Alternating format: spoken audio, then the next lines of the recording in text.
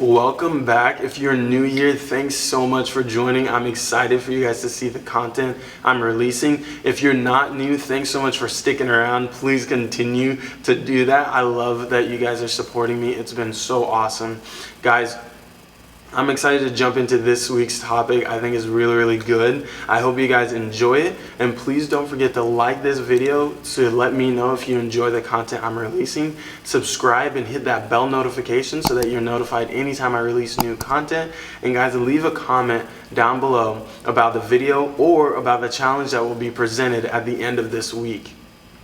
Also, reach out to me on social media, which will be linked in the description down below, along with all of the resources and information I found about today's topic.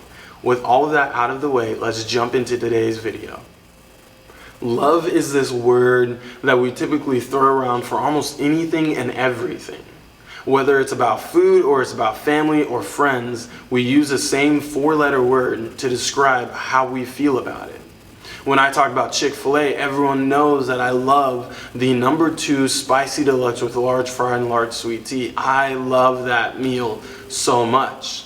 And yet when I talk about my family, I love my mom, I love my dad, I love my sisters, I love my niece and nephews, I love my brothers, I love all of them, I love my friends. So why is it that we use the same word to describe our love and affection, or our desires and affections for objects that we do for family and relatives? When we talk about love in relationships, it's typically described as a force or something that just falls onto us or we fall into. It's not something that we typically choose. It's similar to the flu. You don't walk outside and say, hey, I want the flu. Let me go to these people that have it. You typically just get the flu, and that's it. Yet God doesn't describe it this way at all, at least when it comes to relationships. We looked at his example today, and we were only talking about the first of the three parts of what this love means. Why does it matter, though, that God needs to define this? Why does it matter that we listen to him and how he describes love? Well, honestly, out of the three sections and out of the three-part video that I'm making, it's the easiest one to explain. It's simply because God is love. He is the author and originator of love, at least according to 1 John chapter 4, verse 7. So what does he tell us about love? How does he describe it? What things do we need to do to make sure that we're using the word properly? Well, in Ephesians chapter 1, verse 3 through 14, he lays out three big things that we can do to make sure that we are using love in the proper way. And those three things is love is a decision. It's accompanied by emotions, but it's not governed by it. And love always leads to a commitment. And so we're going to be talking about the first of the three, which is the deciding factor. Because you see, God's love for us first started as a choice. Before everything began, in verse 4, it tells us that he chose to love us. Before we did anything good, before we did anything bad, before we were even a thought in our parents' mind, he loved us. Regardless of what the outcome would be, he chose us regardless. The world describes love as a force, and honestly, it would be 10 times easier if that's what it was.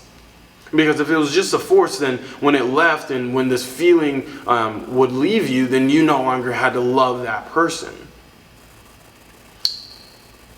Yet God tells us that in spite of everything we do to him, he chooses to love us.